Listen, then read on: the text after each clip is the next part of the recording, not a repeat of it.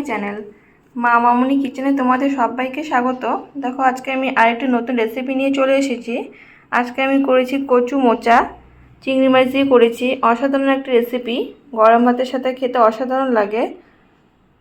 তো বানানো কিন্তু খুবই সহজ, খুব তাড়াতাড়ি বানিয়ে নেওয়া যায়। তোমাদের যদি রেসিপিটি ভালো লাগে অবশ্যই ট্রাই করো বাড়িতে। তো কিভাবে করছি সম্পূর্ণ ভিডিওটি দেখতে থাকো প্রথম থেকে লাস্ট অবধি। আমি মোচাটা ভালো করে বেছে নিয়েছি, বেছে আমি হলুদ জলে ভিজিয়ে রেখেছি।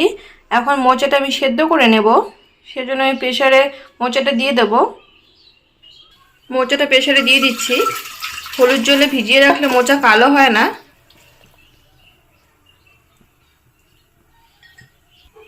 একটু নুন দিয়ে দেব। এখন ঢাকনা বন্ধ করে দেব। মোচাটা সিদ্ধ হতে হতে আমি কচুগুলো ছুলে কেটে নেব।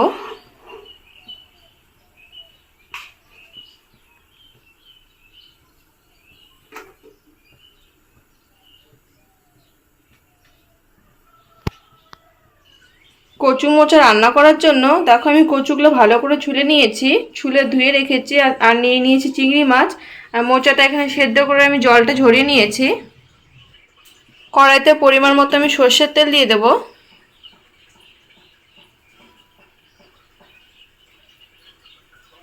চিংড়ি মাছের মধ্যে সামান্য পরিমাণ নুন দিয়ে দেব। আর দিয়ে দেবো সামান্য পরিমাণ হলুদ গুঁড়ো। প্রথমে চিংড়ি মাছটা ভেজে তুলে রাখবো।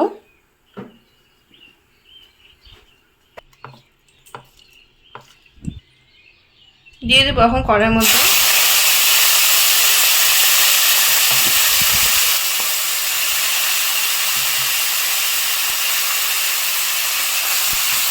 হালকা করে ভাজবো চিংড়ি মাছটা।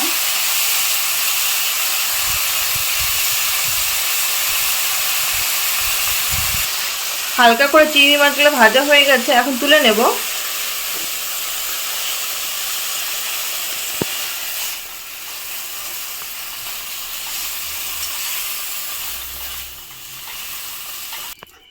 তেল দিয়ে দিচ্ছি। তেলে সম্বার দিয়ে দেবো একটা শুকনো লঙ্কা, একটা তেজপাতা আর সামান্য পরিমাণ জিরে। এখন কেটে রাখা কচুগুলো দিয়ে দেবো। সম্বারটা কালো হয়ে এসেছে, এখন কচুগুলো দিয়ে দেবো।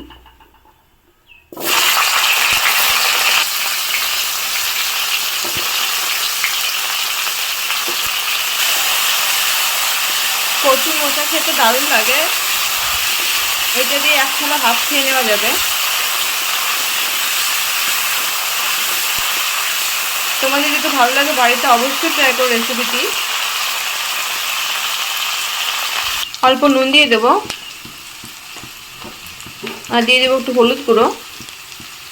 দিয়ে নেড়ে চেড়ে লাল করে ভেজে নেব কচুগুলা। কচুটা ভাজা ভাজা হয়ে গেলে তারপরে মোচাটা দিয়ে দেবো।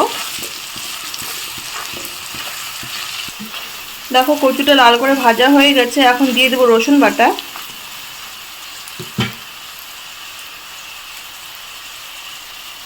বেটে রাখো রসুন বাটাটা দিয়ে দিলাম। আর দিয়ে দেবো একটু লঙ্কার গুঁড়ো, 1 চামচ লঙ্কা গুঁড়ো দিয়ে দেবো, ছোটো চামচের 1 চামচ। ভালো করে মশলাটা কষিয়ে নেব। খুব সুন্দর সেন্ট বেরিয়েছে।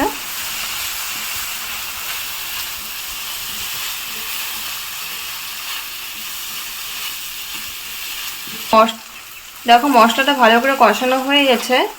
এখন সিদ্ধ করে রাখা মোচাটা দিয়ে দেবো। মোচাটা দিয়ে আবার ভালো করে ভাজা ভাজা করে কষিয়ে নেব।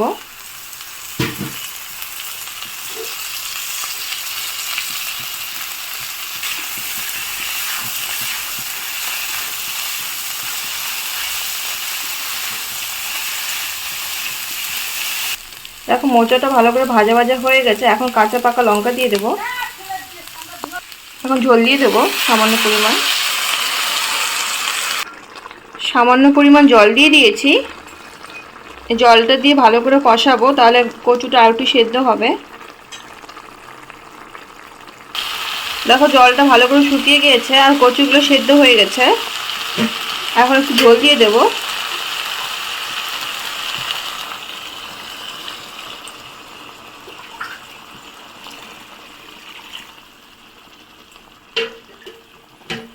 ঝোলটা উতাল চলে এসেছে, এখন ভেজে রাখা চিংড়ি মাছগুলো দিয়ে দেবো। আর একটু ঝোলটা শুকাবে, ততক্ষণ চিংড়ি মাছগুলো একটু সেদ্ধ হয়ে যাবে। হয়ে গেছে আমাদের কচু মোচা রান্না চিংড়ি মাছ দিয়ে। তো তোমাদের যদি ভালো লাগে রেসিপিটি, অবশ্যই বাড়িতে ট্রাই করো এই রেসিপিটি। আমাদের ভিডিওটি যদি ভালো লাগে লাইক কমেন্ট শেয়ার করো।